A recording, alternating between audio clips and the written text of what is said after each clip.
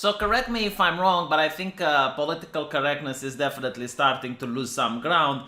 Well, it still exists in mainstream culture, but not as bad as it was a couple of years ago. And I'm saying this because it's a lot easier for me to realize it because every day I'm reading new articles in order to know what to talk about to you guys. And I don't see the average Joe getting fired for offhand comments. I don't see the average person saying something and then, getting fired from their job because of it. I'm not saying it's not happening, but at least it's quite rare nowadays compared to what it used to be in the past. Political correctness now seems to be usually contained to universities, Hollywood, and mostly the tech industry, especially as you're going to the higher ups, to the higher echelons. And most other places of society, it seems that it has been defeated, unless you're saying something, extremely outrageous like the N-word, or you're going out of your way in order to be racist and someone manages to catch it on camera, then you can get fired. But mostly, no, we don't see the Fox outrage like it used to be when a comic book cover would definitely spark this huge fury, or when you would have GTA on a shelf of Target and they would get huge backlash. I think that type of mobs have died down. Either they're focusing on other things or they're not interested in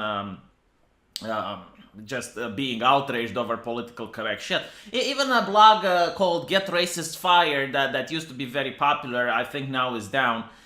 People just are moving along. I don't know, maybe they're growing up and they're finding other interested shit to do. So, take that as you may. Like, I'm really curious. What do you guys think? Like, tell me in the comments if you think you notice this change as well. At least in the United States, right? In the United Kingdom, they can still arrest you for hate speech. The police actually gets involved if you're saying Islamophobic things usually.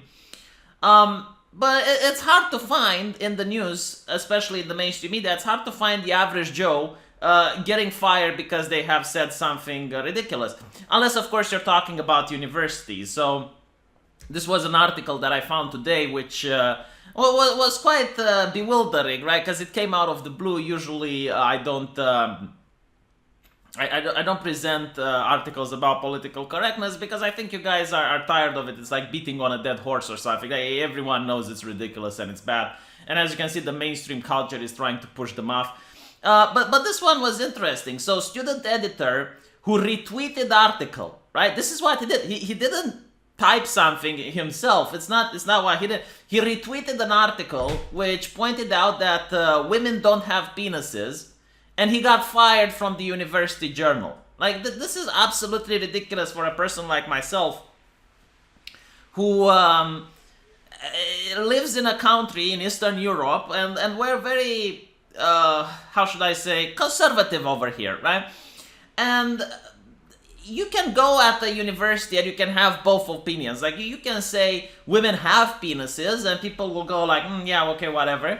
And maybe you'll get a small chuckle or something like that. Or you can say, yeah, women don't have penises. Like, you can have both of these opinions and you're not going to get fired. There's absolutely nothing wrong with expressing yourself, especially at the university, a place of learning. If anything, you'd get people come up to you and say, what do you mean by that? What do you mean women have penises, right?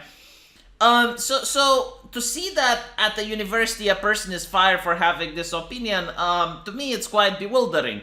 Especially since it reminds me of the time where Christians would try to get people fired, or they would try to get people, socially ostracized because they had a different opinion.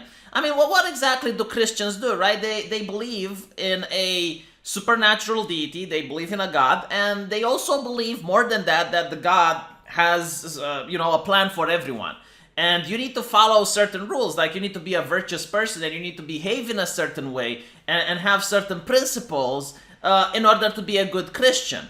So when you tell a Christian that you don't believe in God and you tell him that basically his reality of the world is wrong, they get very offended, they get very upset, at least in my country where people are very religious. And of course they get very angry, right? So they get upset. Now, how is it different when you have this ideology where you got people who believe that indeed women have penises? And this is their version of reality. This is what they believe, right? Now, no one is telling them not to believe that, but what if I don't want to believe what you believe? Like, what if I genuinely do not partake in your belief system because I personally am not convinced? Because I do not share your ideology, it means that I need to be fired now. It means that there need to be social consequences happen towards me, you know? And this is why people are really angry, especially at the left, because the left managed to get into power and they managed to get into the place where they are in culture by using tolerance as a vehicle, by using the idea of, yeah, we tolerate people that are different from us. We're supposed to tolerate, and we're all supposed to, not hurt each other, and we need to have compassion. And it's like, where is the compassion for this guy who retweeted an article? And not to mention, this is another important problem that highlights where we are in society right now. Social media is becoming so powerful, it's almost like official documents. It's almost like, your ID card if you're in Eastern Europe. So what I mean by this is, like, apparently, according to the First Amendment, Donald Trump cannot block people on his Twitter, right? So you have a Supreme Judge that is definitely talking about the importance of Twitter because you need to have it to interact with your United States president. And then you also have cases where a university refused to allow a straight A student because he was following Alex Jones on Twitter. And now we got another case where people can get fired from their position at the editor of a university journal just because he is tweeting some things, right? And the problem with this is the lack of education that people have towards social media. I mean, most people like myself, we grew with the internet. I grew on IRC chats. The video games we played had absolutely no moderation. You could have said anything you wanted in StarCraft Brood War or in Warcraft 3. No one would have banned you or kicked you off the platform. And people still think that to this day the same issues apply. That you can still say whatever you want on social media. Not to mention that the problem is that most people go on the internet from the comfort of their own homes. Like, you're in your bedroom, you're surrounded by this familiar place, you think you're in private. And you think you can say things, and the worst consequence that will happen is someone is going to block you. You're never, or at worst, you're going to be banned from that platform. People don't think that you're going to get fired. People know it's happening, but they still haven't put it into their head that, look, you can type something and you can lose your job. You can retweet something, you can move the mouse and make a click. That is what it takes to get fired in some places. You just move the mouse and make one single click, and because of that, you're going to get fired. It is absolutely horrible what's happening, but it is the culture that exists. It's not something that I created, or it's something that I want to perpetuate. But these are the rules of the game, and people need to learn how to adapt. I were even to go forward and say that if you have kids, you need to teach them to treat social media with respect. Because it's not just, it seems like, it's just going online, it's just going on the computer. No, it can get you fired. Okay? Like, you can have the chance, the opportunity to get a promotion or to go into a job, and because you tweeted something months ago, you can possibly not get it. You should treat it almost like an ID card, like it's official documents or some shit. And it's funny because the leftists are going to mock and ridicule this, and they are going to say, oh, no, you don't have to do it. They also mock and ridicule Mike Pence with his rules about interacting with women. But you know what? They work. They absolutely work. And you take away a huge weapon that they can use against someone they don't like. Because if you're ever going to have aspirations of going into politics or aspirations into getting a promotion in a side of corporation, they will comb through your social media. They will try to find word for word. And if you have an enemy, if you have a political enemy, or you got someone that's trying to fight you, they will use anything they can as ammunition against you. Like, I have absolutely no doubt that the student editor was probably someone a little bit more right-leaning, or maybe he had a couple of enemies in that university. I don't think it just came up, all of a sudden this outrage was created out of nothing. If you check most outrages, there is usually something underneath, like the person really wants to hurt that guy. The person really wants to have something. And then again, in universities, it might also be that these people are just trained to be revolutionaries, and they're trained to do activism, so they want to put their knowledge to good use, and the moment they find, the smallest reason to activate, they do. So I'll read the article really quickly. A student editor at a top university has been fired in a transphobia row after he tweeted that women don't have penises. Absolutely horrible. Angelos Sophocleos, I think it's probably a person of Greek ethnicity, philosophy journal critic, was sacked from his post after just 3 days for writing a tweet deemed transphobic by fellow students. Even the publication, right, puts transphobic under quotes. So the guy was 24 from Cyprus, called it, faced disciplinary action last month after he retweeted an article by The Spectator on his Twitter titled, "Is it a crime to say women don't have penises?" With the comment, "Retweet if women don't have penises." So apparently, no, it's not a crime, but you can lose your livelihood for it. You can have an opinion that will get you fired. And it's not even an unpopular opinion. Like, I am willing to bet, I am willing to put money on this, right? Any far leftist activist that wants to challenge me, let's do this. We can go out and we can interrogate people on the street and make a survey. You know, go from neighborhood to neighborhood and see how many people think that women have penises. Like, it's not even an unpopular opinion, right? It's a very populist opinion. Probably that's why they don't like it. And there's nothing wrong with saying that opinion. At least not in my country, but apparently, you know, there's consequences if you even dare to think it. Like, this is a thought police, right? Like, it's not that he's even acting in a way against transgender people. He's just thinking it. Like, he's got the wrong thought in mind. So are you telling me that if a man is put to prison, and he just claims, like, he's not transgender, by the way. He just claims that he is a woman. Is he going to be put into the female prison population? Or what if a man just claims, again, he's not transgender, but he claims he is. Like, how can you verify it? How can you make sure that he is or isn't? He will just say, well, I'm transgender and I want to use the girls' locker room. I want to use the girls' swimming pool. Like, well, how exactly are you going to prevent him from doing so? How can I even have this conversation without offending people? How can I even bring it up without risking getting fired if you're at the university?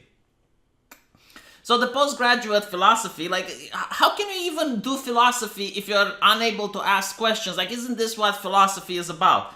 But apparently the philosophy and psychology student was dismissed from his position at the university after the tweet sparked outrage. Again, usually when they say they sparked outrage, they don't say how many people were for him. Because usually in these cases, there's people on either side. But again, the polarization is going to be that there were people who were upset. And I'm pretty sure the people that were in support of him, the people that said, yeah, no, the article is right, they're being offended on the fact that he is being fired. This is why you can't police offense. This is why you can't make laws that prevent people from being offended, because every time there's a controversy, you can't just decide, you know, to remove the offense, because whatever you do, one group is going to be offended. What you can do, however, is to say this group is privileged and they have the right to offend the other group, and the other group should just shut the fuck up. This is something you can do. But again, you're not eliminating offense. Like, you're still offending people. There's a lot of Christians and religious people who don't believe women have penises, who believe it's actually a sin to think in such a way, and they're going to be deeply offended. So usually people are honest, like, oh, well, I don't give a fuck about your religion, I don't care. But you're offending, right? So the idea of removing offense from society is absolutely ridiculous. Plus, it's also subjective. Like, I can claim I'm offended and in reality I'm not. How can you prove this is the case? I can say, well, yeah, I'm offended. How can you prove I'm not? Or how can you prove I am? I can also do the opposite. I can claim, no, that doesn't offend me. And in reality, it offends me greatly. There is no machine to measure the offense scale. Maybe there should be one. There should be the VO-meter. The VO-meter. You measure offense with it. I have 4 gigavs of offense right now. And then you can compare it with other people. Like, what if it's just a little offense? Does it count? It's like I got... 3 MVs of offense. Does that count?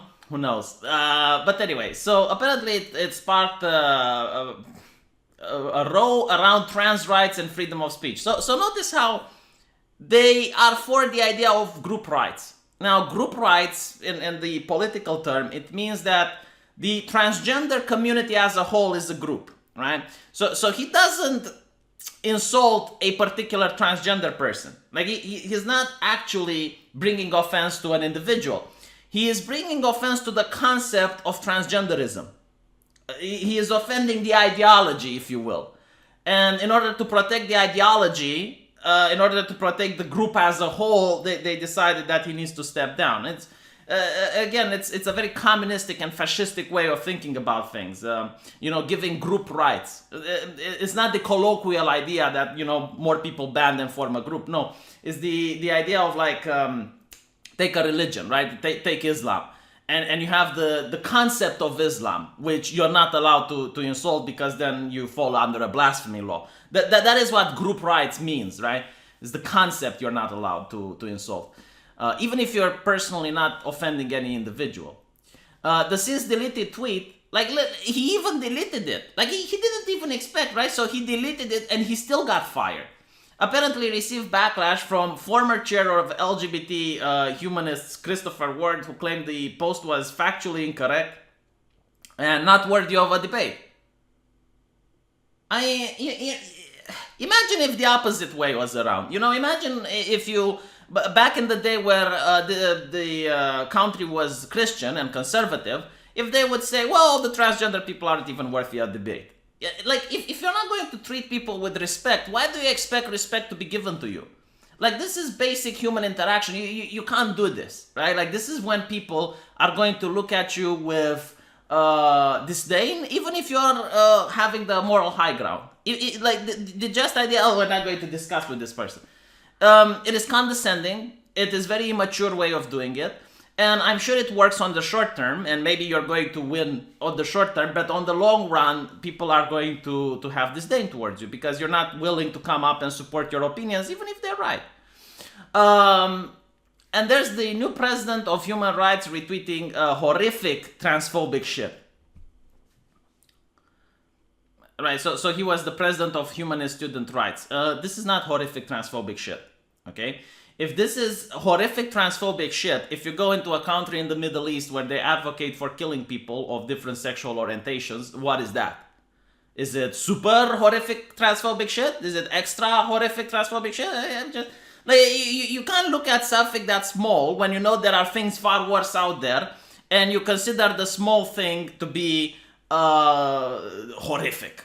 Because you need a scale. There's other things like a year ago I saw horrific transphobic shit. Do you know what it was? It was in a Middle Eastern country where they set fire to a transphobic woman. I couldn't watch the whole video. It was horrific transphobic shit. That was horrific transphobic shit. This, meh. Standing by his Twitter, Mr. Sophius wrote, I may be wrong and women might indeed have penises, although I don't believe that to be the case. You're not going to convince anyone like this, okay? You can just get people to shut the fuck up because they're afraid of you, but you're not going to convince people that women have penises. The backlash that took place after my comments, particularly within the organization, convinced me that unfortunately and surprisingly there are certain issues with the humanist movement which are undebatable. You can't have a humanist movement if you're not going to have free speech. You're not allowing the guy to express himself. He legitimately believes, with every fiber of his being, that women do not have the cock. That's what he believes. You silencing him and getting him fired will not persuade him of the fact that women have the cock. In fact, what you're going to do, you're going to highlight the fact that you're unable to even have a conversation that women have the cock. And since the majority of the population, I guarantee to you, don't believe that women have the cock, you're not going to sway hearts and minds with this. You're just going to look weak, and you're going to look like you can't defend your position. No effort was made beyond name-calling, derogatory comments, and ad hominem statements to convince me of the truth of the other side's position. Well, it looks like they don't really have a position if that's how they're acting. I mean, I'm looking from the outside. Now, I know the arguments that you can use for women having a cock, because I read a lot of post-modernist bullshit, and then I can make you a case for women having the cock. That's fine, but it seems they can't. Why is it that I can make the argument who I'm not even in the LGBT community? I'm not saying it's a good argument or not, but at least I know the argument, like the steps they managed to take to reach to this position. and I know it, but the actual LGBT people that are offended don't know the argument. Huh? Isn't that interesting? Isn't that fascinating? The argument is something like the idea of gender is a social construct. So basically, gender is whatever we decide it to be, and if society wants to decide that women have the cock, then women can have the cock. That is the argument. And they apparently don't even know how to make it. These events involve, by the way, I don't believe the argument, but it is the argument. Take it for what it is. I just know it exists, and I have managed to explain to you why women have the cock. These events involve the retweet of mine saying, retweet if women don't have penises, and certain other criticisms of the transgender movement, as well as suggestions to improve the movement actions. He wrote in response to being fired, I was told that the reason for my firing from the student journal because I had belittled trans experiences. He was a heretic, basically. Like, he didn't believe what the religious believed. Again, this is the comparison with Christianity. If you deny the existence of God in front of a Christian, you're belittling his experiences, and he gets upset. How is it different? I'm willing to listen. I'll probably get also ad hominems and name calls. The explanation for my removal as editor of Bubble was worse. My position at the magazine, I was told, required me to be impartial. Being impartial, however, requiring having no views at all, at least when it comes to gender.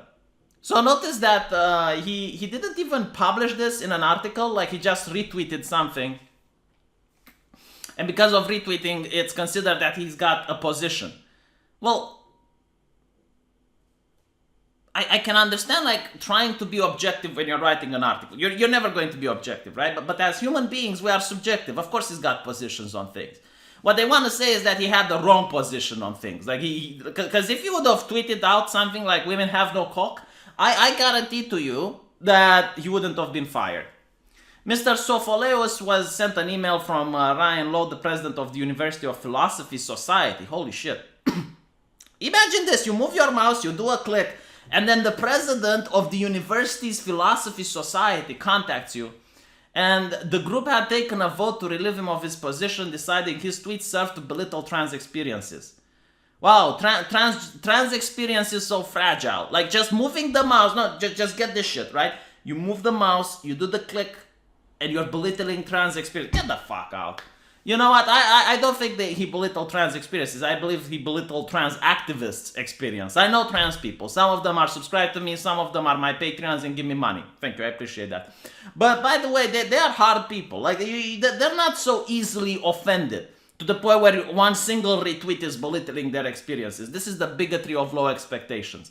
The university should be ashamed.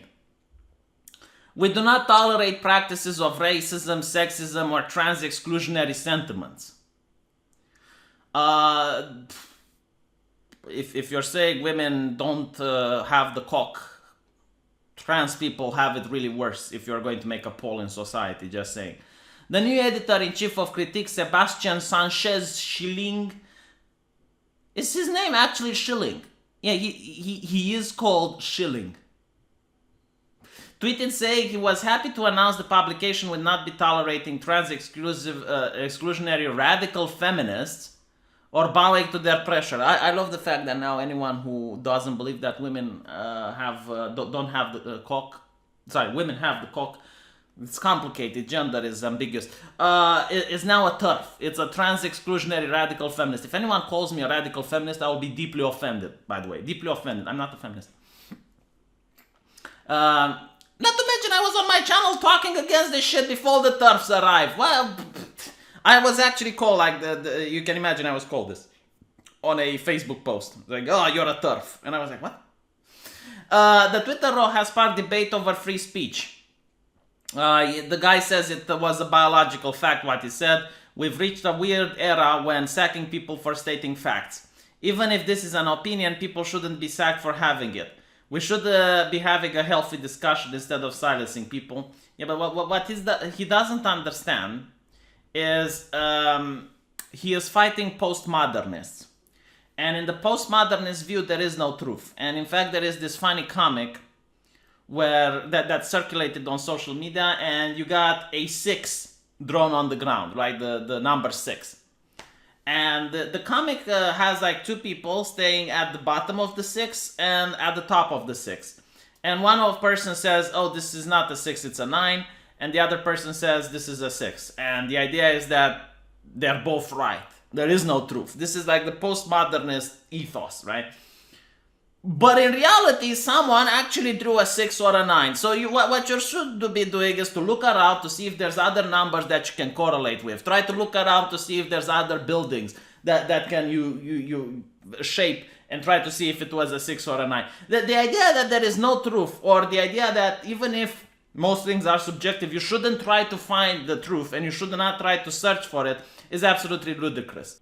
And it's usually an argument by people who know they're in the wrong, but they still want to have the moral high ground and say, well, I'm wrong, but you know what, you're not right either because there is no truth. It's both subjective opinion. So what's even more insulting is the university saying we endorse free speech for all students, and in this case the student is still speaking and people are still listening, reflecting and reacting. You just cost him his job. Right? Like, don't you think people are going to be less likely to speak if they know that they're not going to get an income to support their families? This is absolutely horseshit that they're pushing here.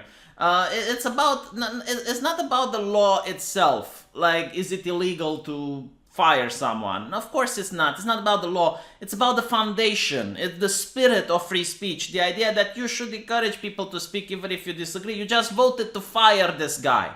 Do you think the other person that's going to take his place is going to also express similar sentiments? Like the idea of free speech is that people should be able, without fear, to say what's in their head. This is what it is, right? This is the spirit. You live in a society where if you disagree with someone, you're going to offer counter arguments, or you can say something like, you know what, I disagree with you and let's leave it at that. It's not that, oh, I disagree with you, let's try to get him fired. Let's try to get an entire mob against him. Let's try to dox his family and to expose who these haters are. No, that is not a free speech society. You're not for liberty. You are authoritarians, and this is why people don't like you. And when I say this, I mean the fact that this article has over 2,000 comments, and overwhelming amount of comments are in support of the guy that got fired. So you have unpopular opinions that do not stand on the free market of ideas. So you need to use fear tactics, terror, in order to make sure that people shut the fuck up and listen to you. I am so glad that political correctness is becoming more rare, and it's getting isolated on a couple of universities, but unfortunately it's still so concentrated that just moving your mouse and doing a click is enough to cost you your job and create this ridiculous fury, just unproportionate response from a person who not only just retweeted something, but also deleted it. Like, also wanted to back up, and they're like, okay, you know what, fine. No, not enough. Once you commit the atrocity by doing the mouse click, it's all over.